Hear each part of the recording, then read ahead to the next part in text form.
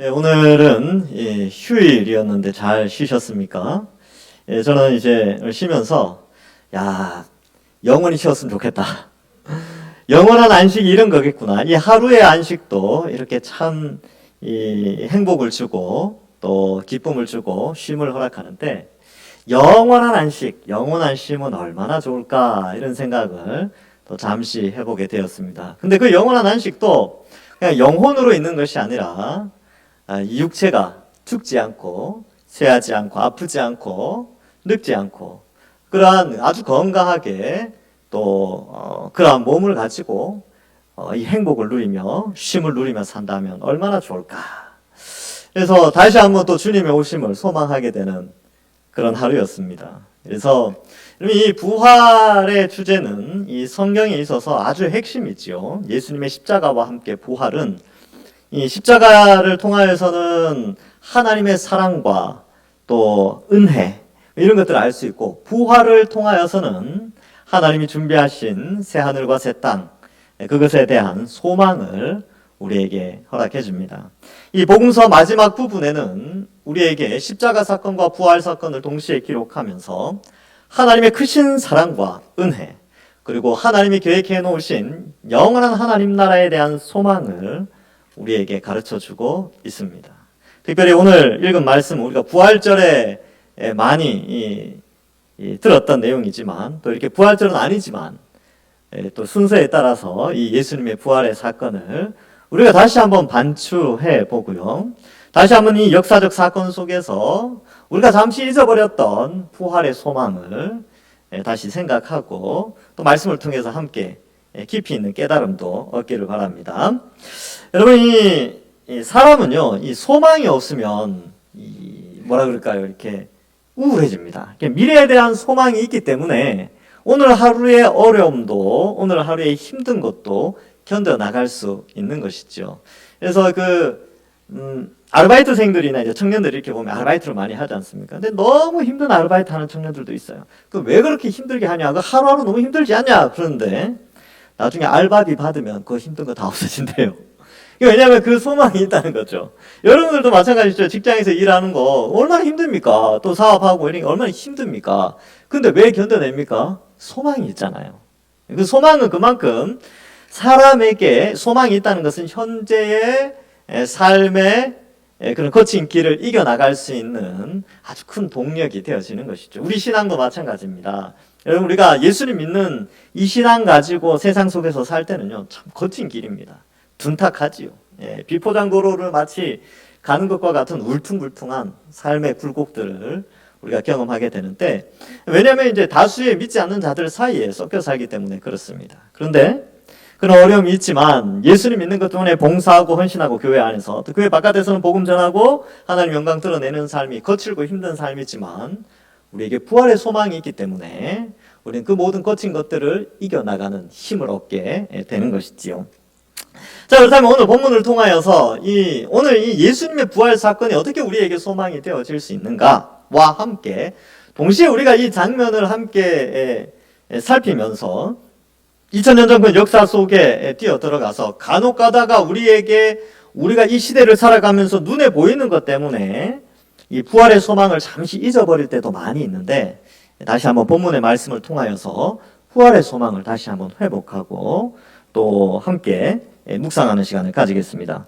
예수님은 우리의 죄의 형벌을 대신해서 십자가에서 죽으셨습니다. 그래서 그것이 우리의 죄의 형벌을 대신할 수 있었던 이유는 예수님은 하나님이시기 때문에 시간과 공간을 초월하여서 오고 오는 모든 전 인류를 구원할 수 있는 구원자의 자격이 되어지십니다. 그런데 그 구원자이신 하나님이신 예수님이 이 땅에 인간으로 오셔서 또 완벽한 인간으로 오셨기 때문에 우리를 대신해서 죽어주실 수 있는 자격을 또 하나 갖추게 되는 것이죠. 인간으로 오지 않았다면 인간의 죽음을 대신할 수 없죠. 그래서 인간으로 오셔야지만 인간이 받아야 될 형벌을 대신 받을 수 있습니다. 그런데 그 본인이 하나님이 인간으로 오시되 그 본인이 죄를 지어서는 안 돼요. 전적으로 하나님 뜻에 순종하는 삶을 살아야 되죠. 그래서 의인이어야지 죄인을 대신할 수 있는 자격을 갖춥니다. 그래서 구원자의 자격 조건은 세 가지예요. 첫 번째는 시간과 공간을 초월하여서 온 인류를 구원할 수 있는 신이어야 되죠. 하나님이어야 되고. 두 번째로는 사람의 형벌을 대신해서 죽을 수 있는 죽을 자격을 갖춘 인간이어야 됩니다. 그러다 그 인간은 죄를 지어서는 안 되죠. 죄인을 대신해야 되기 때문에 그래서 의인으로 오신 것이죠. 이 세 가지 조건에 맞게 예수님은 이 땅에 오셨고 십자가에서 달려 죽으셔서 완전한 구원자로 세워지신 것입니다. 예수님은 안식일 전날, 유대인들의 안식일 전날 십자가에 달려 죽으셨죠. 오늘날 요일로 치면 금요일 낮에 돌아가셨습니다. 이 안식일이라는 것은 금요일 해 떨어지고, 우리로 치면 이제 기준적으로 보면 금요일 저녁 6시부터 토요일 저녁 6시까지가 유대인들의 안식일입니다. 우리는 이 태양을 기준으로 해서 이 날짜를 세고, 지금은 이제 태양의 기준도 아니죠. 24시간으로 나누어 밤 12시가 되면 다음 날로 넘어가는데, 유대인들은 창세기에 나오는 그 시간의 개념을 인용을 해서 저녁이 되고 아침이 되니 이는 몇째 날이라, 이런 표현이 있잖아요. 그래서 저녁이 되면 하루가 시작된다라고 생각을 했습니다. 그래서 해가 떨어지면 다음 날로 넘어가게 되는 것이죠. 그래서 이 안식 후 첫날 이렇게 표현을 하면 금요일 저녁 6시부터 토요일 저녁 6시가 되는 것이지요. 자, 어쨌든 이 예수님께서는 안식일 전날 십자가에 달려 죽어 주셨습니다. 그래서 이제 이 시간 개념을 제가 설명해 드리는 이유가 이 16장에 나오는 내용 때문에 그렇습니다. 16장 1절에 보면 안식일이 지났죠. 안식일이 지났어요. 그런데 안식일이 지나서 막달라 마리아와 야고보의 어머니 마리아와 또 살로메가 가서 예수께 바르기 위하여 향품을 사다 두게 됩니다. 그럼 요 향품을 사다 둔 시점이 언제인 줄 아십니까? 요때가 금요일 저녁입니다. 예, 안식일이 끝났거든요. 그러니까 안식 후 다음 날. 근데 다음 날이 어떻다고요? 금요일 저녁 해 떨어지고부터 이제 토요일 저녁입니다. 예, 죄송합니다. 토요일 저녁에 이 향품을 사게 되는 것이죠. 왜냐하면 토요일 저녁은 안식일이 아니고 안식일 다음 날이거든요. 그래서 안식일 다음 날이 되어서 향품을 사다 두게 되고, 그 다음 날 아침에 새벽에 일찍 이제 무덤으로 가기 위해서 이 토요일 밤에 이 향품을 사게 되는 것입니다. 그래서 사다 두게 되고요. 이제 2절에 보시면 안식 후 첫날 이렇게 되어져 있지요. 매우 일찍이 해 돋을 때 이렇게 되어져 있습니다.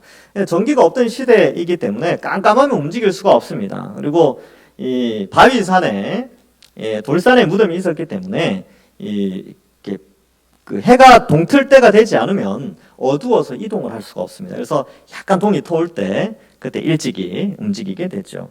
그래서 되게 부지런했다 이렇게 생각할 수도 있는데요. 사실 이때 제자들도 다 모여 있었습니다. 그러니까 이 2000년 전의 문화를 좀 이해할 필요가 있는데, 우리는 이제 전기가 있기 때문에 늦게 자잖아요.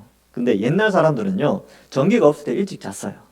여러분도 어릴 때 어떻게, 저보다 훨씬 이제 연세 드신 분들은 어떻습니까? 어릴 때 몇 시에 주무셨어요? 8시, 9시 아닙니까? 그죠? 예, 다 그때 주무셨잖아요. 저도 기억납니다. 저도 6살 때까지 완전 시골에서, 아버지가 농사 지었기 때문에 시골에서 살았거든요. 어릴 때 밤 기억은 없어요. 왜냐하면 해들이면 잤으니까 밤 기억은 거의 없습니다. 낮의 기억은 조금 있지요. 예, 제가 청년때가 아니고 이 청년부를 맡아서 인도네시아에 간 적이 있는데, 산골 마을에 가서 한 3박 4일 정도 성경학교를 한 적이 있습니다.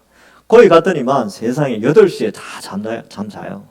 그래서 8시부터 9시까지 청년들끼리 모여서 막 기도하고 막 그러니까 그 옆에 있는 분들이 와서 막 조용하라고, 자야 된다고. 8시, 9시, 지금도 8시, 9시 되면요, 자요.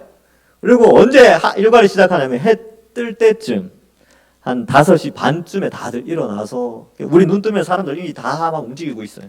지금도 그렇게 살죠. 그러니까 이 아침 일찍 하루의 일과를 시작하면서 이 여인들은 눈 뜨자마자 이제 어제 향품 사놓은 거 가지고 예수님께로 가는 것이지요. 근데 제자들은 안 갔어요. 왜요? 무서우니까, 잡혀가면 안 되니까. 예수님, 원래 그 문화가 그렇습니다. 스승이 반역죄, 이게 로마의 반역죄, 우리가 유대의 어떤 종교적인 심판, 그리고 로마에 의하면 반역죄니까 같이 그 무리에 있었기 때문에 같이 반역죄로 잡혀갈 수 있기 때문에 제자들은 무서워서 숨었어요. 근데 여인들은 두려워하지 않았죠. 아리마대 요셉이나 니고데모 역시 두려워하지 않고 예수님이 로마의 입장에서는 반역죄지만 또 유대 사회 속에서는 신성 모독으로 죽었지만 그 두 사람은 용기 있게 그 예수님의 장사를 치르게 되죠. 자, 그래서 이러한 장면들을 좀 우리에게 보여주고 있습니다. 그래서 해돋을 때 갔죠. 그리고 3절에 보니까 서로 말하되 누가 우리를 위하여 무덤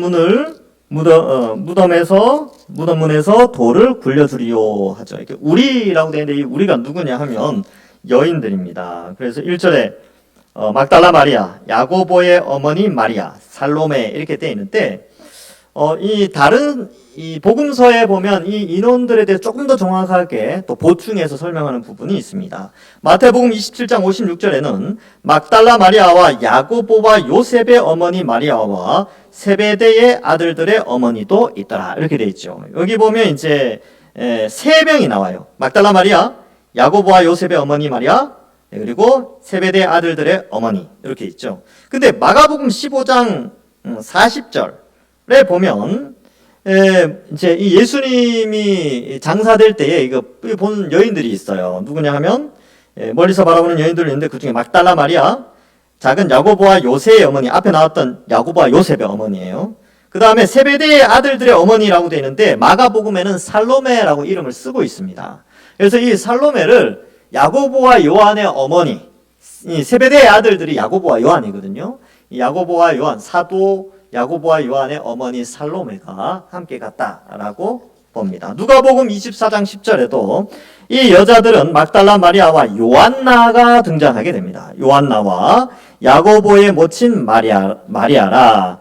또 그들과 함께한 다른 여자들도 이것을 사도들에게 알리니라. 그러니까 최소 여기 이제 누가복음에는 이 살로메가 나오진 않죠. 살로메가 나오진 않는데 대신에 살로메 대신에 요한나를 소개합니다. 요한나는 헤롯의 청지기 구사의 아내로서 나오죠. 그러니까 최소 4명이에요. 최소 4명.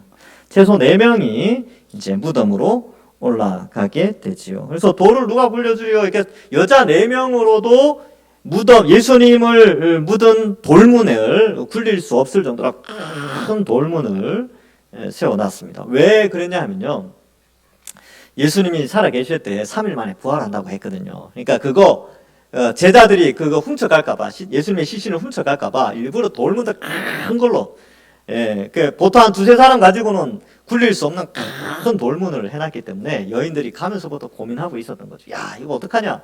이 돌문을 굴려야 되는데 어떻게 굴리냐 이렇게 생각하는 것이죠. 뿐만 아니라 돌문뿐만 아니라 장애 요소가 하나 더 있었습니다. 그것은 바로 군인들이 병사들이 거기 있었던 것이죠. 마태복음 27장 65절과 66절에 보면 이렇게 기록되어 있습니다. 빌라도가 이르되 너희에게 경비병이 있으니 가서 힘대로 굳게 지키라 하거늘 그들이 경비병과 함께 가서 돌을 임봉하고 무덤을 굳게 지키니라. 그래서 대제사장과 이 장로들이 무덤 지켜야 된다.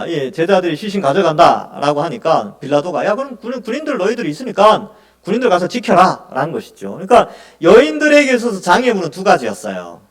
큰 돌문과 그리고 병사들이었죠. 자, 그래서 그러한 장애가 있었기 때문에 어려움이 있었기 때문에 참 고민을 하면서 올라가게 됩니다. 그래도 참 용감하지 않습니까? 대책이 없죠. 어떻게 보면 돌문이 이렇게 누가 열긴 열어야 되고 향품은 있고 예수님께 향품을 바르긴 했는데 돌문은 갇혀 있고 거기다 병사들까지 있는데 그래도 가요. 참 무모하지만 예수님에 대한 사랑이 참 지극했구나라는 것을 알게 됩니다. 그래서 이 여인들이 대단한 여인들이었어요. 그러면 이 여인들이 어떤 여인들이었냐면요. 누가복음 8장 1절부터 3절에 보면 이렇게 되어 있습니다. 그 후에 예수께서 각 성과 마을에 두루 다니시며 하나님 나라를 선포하시며 그 복음을 전하실세 12제자가 함께 하였고 또한 악귀를 쫓아내심과 병고침을 받은 어떤 여자들 곧 7 귀신이 나간 자 막달라인이라 하는 마리아와 헤롯의 청지기 구사의 아내 요한나와 수산나와 다른 여러 여자가 함께하여 자기의 소유로 그들을 섬기니라 이렇게 기록되어 있죠. 그러니까 사실 이 여인들은 복음서에 있어서는 뭐 우리로 치면 마이너 캐릭터입니다. 마이너 캐릭터. 이게 조연급도 안 돼요, 사실은. 예, 잠깐 나오는 그런 인물들인데 이들이 사실 예수님을 쫓아다닐 때는 웬만한 메이저 캐릭터들보다 중심 인물들보다 상당히 큰 역할을 감당하게 됩니다. 특히 마가복음에서는 이 대조가 아주 강하게 나타나죠. 여러분 복음서의 주인공은 예수님이죠. 예, 당연한 거고 그 주변으로 12명의 제자가 있습니다. 이들이 이제 주요 캐릭터들이죠. 근데 마가복음에는 마이너 캐릭터들이 나오게 되는데 이 누구냐면 이제 바디메오 같은 사람, 그 다음에 아리마대 요셉 이런 사람들이 이제 있고 이 여인들이 마이너 캐릭터예요. 그러니까 뭐 영화로 치면 출연료가 좀 싼 뭐 그런 캐릭터들이에요. 그러니까 제자들은 출연료가 조금 비싸요. 예수님은 말할 것도 없죠. 예를 들면 그렇다는 거예요. 근데 놀라운 것은 이 마가복음에서는요, 이 마이너 캐릭터들이 주는 메시지가 굉장히 강합니다. 특별히 제자도에 있어서만큼은 제자도가 뭐냐라고 아주 긍정적인 면으로 메시지를 전달하는 사람이 이 마이너 캐릭터예요. 왜냐하면 메인 캐릭터들은 다 실패를 하거든요. 제자들은 예수님을 배반하고 떠나고 또 자기들끼리 다투고 서로 높아지려고 하고 그러는데 바디메오 같은 사람이 딱 등장해가지고 모든 것을 버리고 예수님 쫓아가 버리거든요. 그리고 예수님이 십자가에 달려 죽으시고 할 때 제자들 다 도망갔는데 갑자기 아리마대 요셉이라는 사람이 딱 등장을 해서 예수님의 시신을 장사합니다. 예, 그리고 담대하게, 그러니까 이 반역죄요, 신성모독죄로 예수님이 죽었기 때문에 거기에 동조하면 같은 죄로 벌을 받을 수가 있음에도 불구하고 자기가 가지고 있던 모든 재산이나 권력이나 권한, 또 명예, 이 모든 것을 잃을 수도 있는 그 상황 속에서도 담대하게 예수님의 시신을 달라고 했던 아리마대 요셉. 그리고 여인들은 어땠어요? 돌문이 컸죠. 병사들도 있었죠. 또 사회적 약자였죠. 그런 상황 속에서도 예수님을 찾아갔단 말이죠. 그래서 제자가 누구냐라고 할 때 이 마이너 캐릭터들을 통하여서 마가복음에서 제자도에 대해서 설명을 하고 있습니다. 자, 어쨌든 이제 이렇게 고민하면서 가긴 가죠. 아주 무모하지만 예수님을 향하여 그 시선을 두고 이 여인들이 움직이는 것을 볼 수 있어요. 이런 게 이제 제자도죠, 제자도. 예수님 믿고 예수님 바라보면서 살아갈 때 때로는 무모해 보이지만 주의 영광을 위하여 이렇게 신앙생활을 해 나가는 거. 이게 제자도 아니겠습니까? 그죠? 그래서 우리의 신앙도 똑같아요. 때로는 좀 무모하다. 또 많은 사람들이 야 저렇게까지 신앙생활 해야 되냐? 라고 하는 그 모습. 어쩌면 그것이 제자의 모습이지요. 자, 근데 4절에 보니까 눈을 들어본데 벌써 돌이 굴려져 있지요. 그 돌이 심히 컸다. 여기서 마가도 그 돌이 너무 컸다는 것을 강조하고 있어요. 너무 컸는데 돌이 굴려져 있습니다. 아유, 예. 근데 여러분 이 장면에 이 좀 숨은 내용이 좀 있어요. 이 숨은 내용은 뭐냐 하면 저도 이제 이것을 많이 고민했던 부분인데, 여러분 이 마태, 마가, 누가는 대체적으로 이 부활의 안식구 첫날 이 장면이 굉장히 좀 흡사합니다. 그런데 요한복음은 달라요. 요한복음에는 여인들이 2번을 가게 됩니다.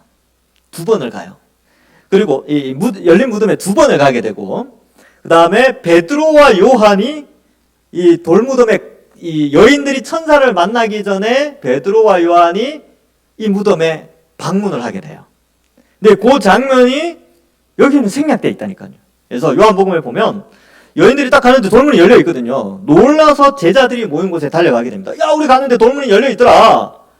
예수님 시신은 없는 것 같더라. 그러니까 이제 베드로와 요한이 달려가죠. 기억납니까? 이런 본문 읽은 기억나십니까? 그래서 제자들이 막 앞다퉈 갑니다. 그래서 베드로가 먼저 싹 들어가서 보니까 진짜 없는 거예요. 요한도 보고 없네 하고 돌아가게 됩니다. 그리고 여인들이 천사를 만나고 막달라 마리아가 예수님을 만나요. 근데 요 장면이, 요한복음의 요 장면이 마태와 마가, 누가가 쓸 때는 생략되어 있어요. 그래서 많은 학자들이 아마 마태, 마가, 누가가 예수님의 사료를 모집할 때에 그러한 부분들에 대해서 좀 놓친 게 있지 않을까. 근데 요한복음이 왜 정확하냐면 요한이 썼잖아요. 사도 요한이 썼다니까요. 그리고 사도 요한은 빈 무덤을 확인한 사람이거든요. 베드로와 함께. 그러니까 조금 더 자세하게 요한이 이 장면을 좀 기록했고, 대신 마태, 마가, 누가는 간접 경험을 한 사람이죠. 직접 그 빈 무덤을 본 사람은 아니에요. 그래서 사료를 모을 때 이렇게 이제 간단하게 써놓은 것입니다. 여러분이 이제 요한복음 읽을 때 궁금해하실까봐, 이거 복음서 다르네 이렇게 판단하시지 말고, 이 요한의 특수성, 사도 요한은 이 십자가 앞에서도 있었고요. 열린 이 빈 무덤도 확인했던 제자이기 때문에 그렇습니다. 자, 어쨌든 그러한 부분들이 좀 생략되어 있고, 이제 5절에 보니까 무덤에 들어가서 흰 옷을 입은 한 청년이 우편에 앉은 것을 보고 놀라게 됩니다. 이게 제자들이 한번 왔다 갔어요. 제자들은 갔어요.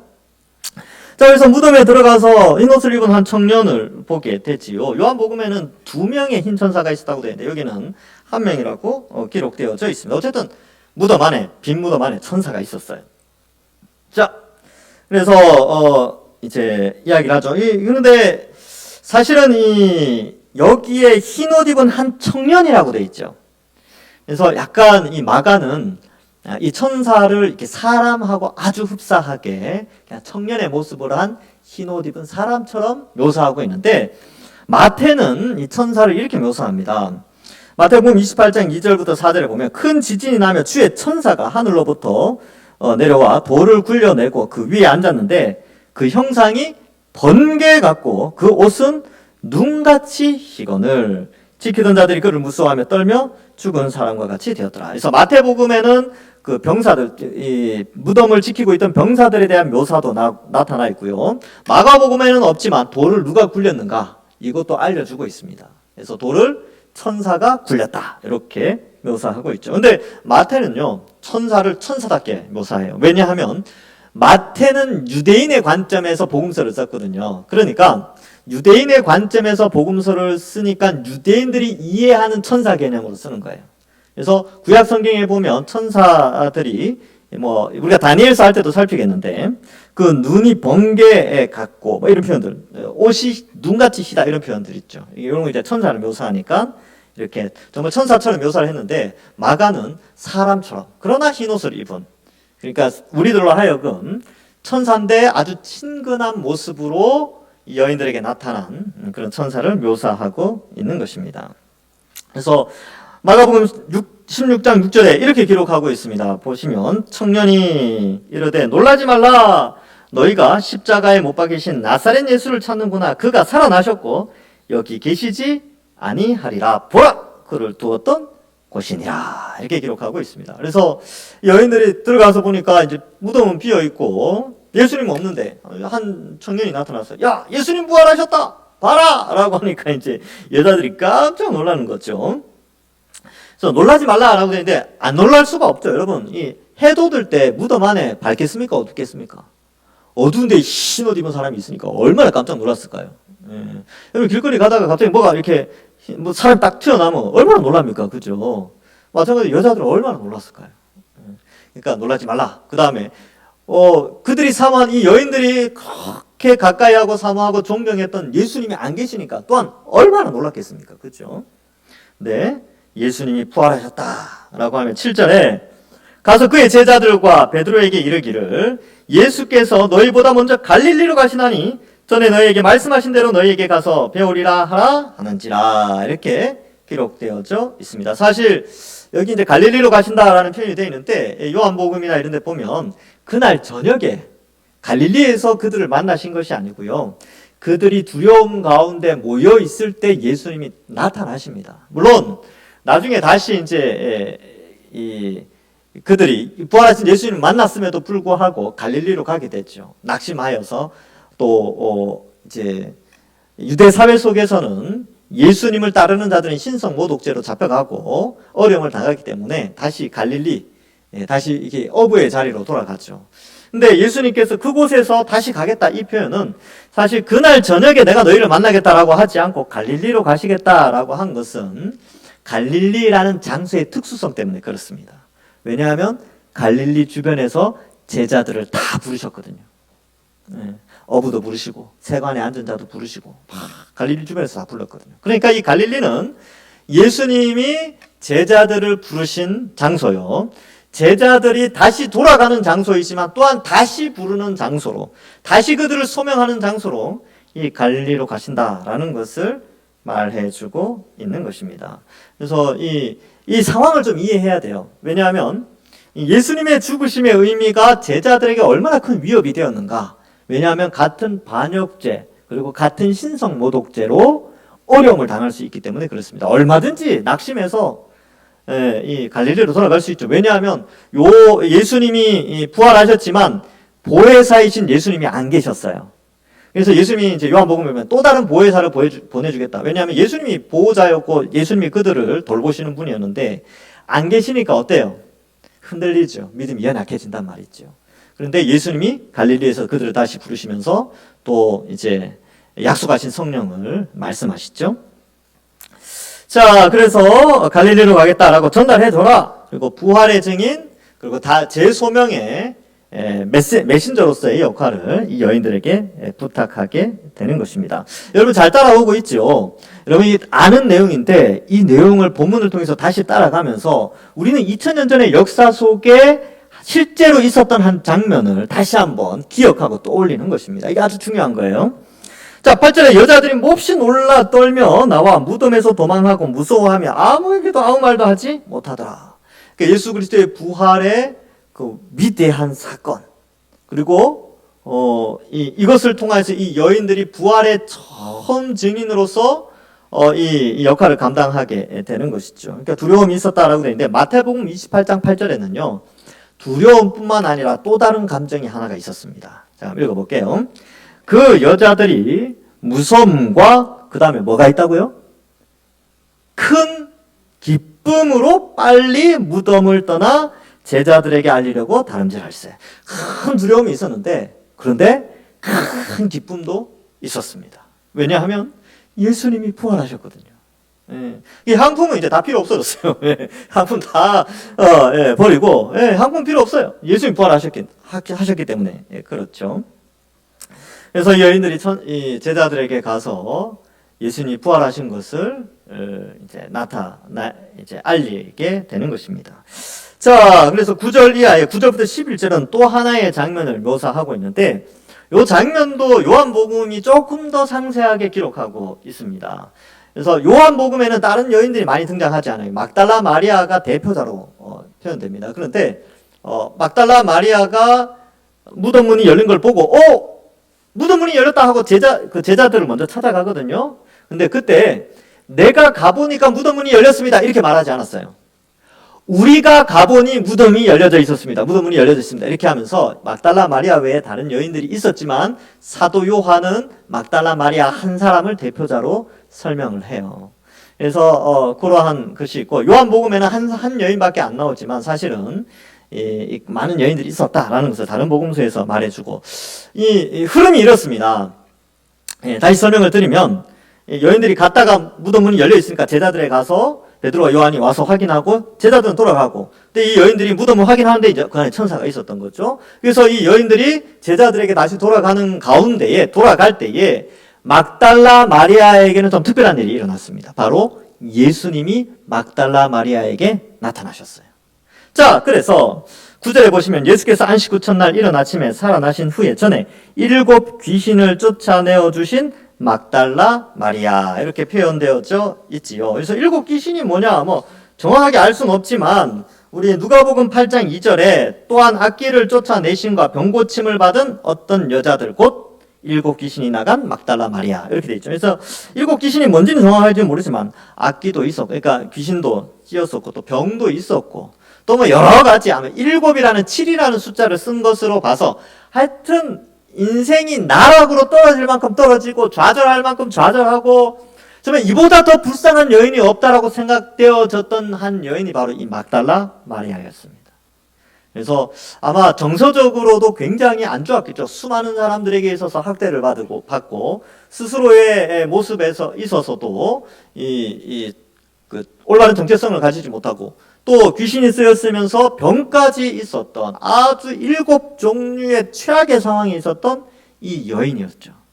근데 이 여인에게조차 예수님은 그를 구출해 주시고 아주 신실한 자로 세워 주신 것이죠. 놀라운 것은 예수님이 처음 부활하시고 처음 나타난 여인이 바로 이 인류의 인생에 있어서는 최악의 상황이었던 이 여인에게 딱 보여준 것이죠. 이게 뭐를 의미할까? 그렇죠. 건강한 사람도 아니었고, 근데 바로 이 부활의 소망을 이 여인에게 가장 먼저 준 것이죠. 그러니까 이 막달라 마리아는 인생의 최악의 길을 한번 걸어본 사람이잖아요. 근데 최고의 인류에게 있어서 최고의 영광을 가장 먼저 보게 된 것이죠. 부활. 그 부활의 영광을 가장 먼저 보게 되고 그 소망으로 가장 큰 기쁨을 가장 먼저 알게 된 그 부활의 증인이 된 것입니다. 이것도 뭐 예수님의 은혜죠. 하나님의 은혜입니다. 그 여인에게 나타나신 것. 자, 그래서 막달라 마리아에게 먼저 보여주셨습니다. 그래서 마리아가 가서 이제 다른 여인들과 함께 갑니다. 그래서 예수와 함께 하던 사람들이 슬퍼하고 울고 있는 중에 이 일을 알리게 되지요. 그래서 예수님을 만나게 되었다라는 것을 알려주게 됩니다. 11절에 보면 그들은 예수께서 살아나셨다는 것과 그러니까 이제 다른 여인들이 이러한 그 천사의 말을 전달했겠죠. 그리고 막달라 마리아는 특별히 나는 봤다라고 이야기를 한 거예요. 근데 그 두 가지 메시지를 다 제자들이 안 믿어요. 안 믿습니다. 이게 제가 아까도 말씀드렸다시피 메이저 캐릭터들이 실패를 해요. 근데 마이너 캐릭터들이 이 제자의 길을 잘 걷고 있거든요. 그래서 우리가 여기서 이제 마가복음 전체 주제를 좀 볼 수 있는데, 여러분, 이 마이너 캐릭터들은 정말 연약한 자들이에요. 연약하죠. 여인들이었고, 또 공회원들이었지만 아주 강력해 보이지만 늘 숨어 있었던 아리마대 요셉 같은 사람. 그리고 바디메오 같은 사람은 어땠냐면 맹인이었죠. 사회적으로 약자였고, 그런 아주 연약하고, 소외받고, 또 그런 사람들. 막달라 마리아는 뭐 아주 최악이었죠. 그런데 이러한 연약한 자들이 어떻게 예수님을 따라다니는가를 마가복음을 통하여, 이 마이너 캐릭터를 통하여 진짜 제자들을 설명하고요. 메인 캐릭터인 제자들 다 실패하면서 따라가는 것을 통해서 메시지를 주는 거예요. 그래서 우리가 어떠한 부류에 있든지 이 메인 캐릭터처럼 보이기도 하고 마이너 캐릭터처럼 보이기도 한 우리도 누구나 다 예수님은 만나주시고 넓은 마음으로 품어주신다는 거죠. 부활하신 날 이 여인들을 만나주셨죠. 갈릴리에서 제자들을 회복시키시죠. 믿음이 강하게 보이는 사람도 연약해질 수 있죠. 믿음이 없는 사람들처럼 보이는 연약한 자도 하나님이 들어쓰시면 큰 인물이 되는 것처럼 하나님은 연약한 자든 강해 보이는 자든 다 부활하신 예수님은 그들을 다 품으시고 다 부활의 증인으로 사용해 주신다는 사실을 우리는 깨닫게 됩니다. 그래서 우리 교회 안에서도 동산교회 안에서도 마찬가지입니다.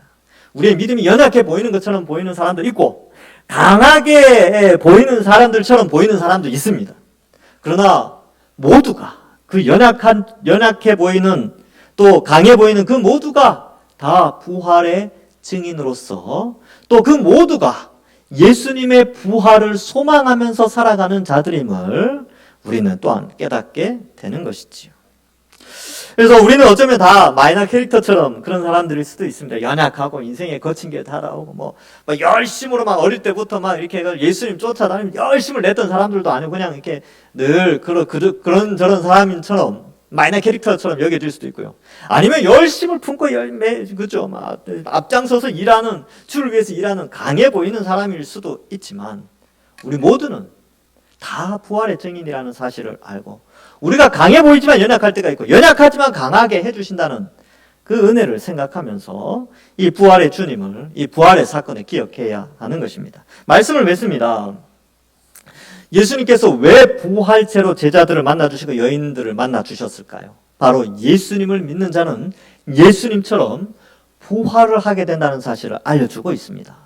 그래서 예수님을 믿는 사람은 예수님의 의가 전달되어져서 그 의의 자격으로 예수님이 다시 오셨을 때에 완전한 죽지 않을 몸으로 부활하게 된다는 것을 먼저 보여주신 것이죠. 그래서 부활의 첫 열매가 되셨습니다. 여러분들 지금 어떻습니까? 연약하죠. 우리 아프기도 하고 오늘도 여러 가지 약 드시고 오셨잖아요. 그렇죠? 그래서 무슨 약 먹고 그렇죠? 또 좀 더 건강하게 살려고 영양제도 먹고. 근데 지금 우리의 몸은요, 영원하지는 않습니다. 근데 영원한 몸으로 부활하도록 예수님이 부활하신 것처럼 우리의 몸을 부활시켜 준다는 사실을 예수님이 참 부활하셔서 바로 하나님께로 가도 되는데 안 가시고 그 바쁘신 예수님이 40일 동안 사람들한테 보여주시고 가르쳐 주시면서 야 부활의 몸은 이런 거야. 죽지 않는 몸으로 영광스러운 몸으로 보여주시면서 우리에게 부활의 소망을 주신 것입니다. 말씀을 맺습니다. 여러분 이 땅에서 쉼도 이게 단 하루의 쉼도 이렇게 행복한데 영원한 쉼 그런데 그 영원한 쉼이 영혼으로 영원히 있는 것이 아니라 육체를 가지고 예수님처럼 부활하신 예수님처럼 우리도 언젠가 주님 다시 오셨을 때 죽지 않고 쇠하지 않고 아프지 않고 고통 없는 그러한 몸으로 변화될 것을 소망하며 이러한 이 부활의 소망을 우리만 알고 있는 것이 아니라 우리 주변 사람들에게도 그들도 영원히 예수님처럼 또 우리처럼 부활의 몸으로 영원히 살 수 있는 영생 복락의 그 소망을 가질 수 있도록 우리가 전파해야 하는 것입니다. 또한 오늘 이 자리에 오실 때까지 혹 거친 인생길을 걸어오신 분들이 있습니까? 인생이 참 지치고 거칠고 질병으로 경제적인 문제로 자녀의 문제로 집안의 문제로 여러 가지로 거친 인생을 걷다가 오늘 이 밤에 오신 분들이 있습니까? 네. 주님 오시면 주님이 하나님이 우리에게 준비하신 영원한 하나님 나라 그것이 우리에게 이미 준비되어져 있습니다. 그 소망 가지고 거친 인생길 인내하시면서 또 이 믿음 생활 잘하시고 부활의 증인으로서 세상 가운데 빛과 소금의 역할을 잘 감당하시는 우리 모든 주의 백성들 되기를 주님의 이름으로 간절히 축원합니다. 기도하겠습니다. 하나님 감사합니다. 예수님께서 부활하신 사건을 바라보면서 우리도 언젠가 부활할 날이 있다는 것을 부활의 영광의 몸으로 변화될 날이 있다는 것을 알고 영생 복락의 소망을 가지고 이 거친 인생길 기쁨으로 걸어갈 수 있도록 인도하여 주옵소서. 때로는 연약해 보인다 할지라도 하나님 연약한 자를 들어 강하게 하시고 또 부활의 증인으로서 이 땅에서 우리를 사용하시는 그 하나님의 은혜를 기억하면서 우리가 이 부활의 신앙, 주의 재림의 신앙, 완성될 하나님 나라에 대한 소망 잊어버리지 않고 살아가는 저희들 다 될 수 있도록 축복하여 주옵소서. 우리가 늘 함께 하시고 부활 소망 때문에 우리가 기쁨으로 살아가는 모든 주의 백성들 될 수 있도록 인도하여 주실 줄 믿사오며 예수님의 이름으로 기도하옵나이다. 아멘.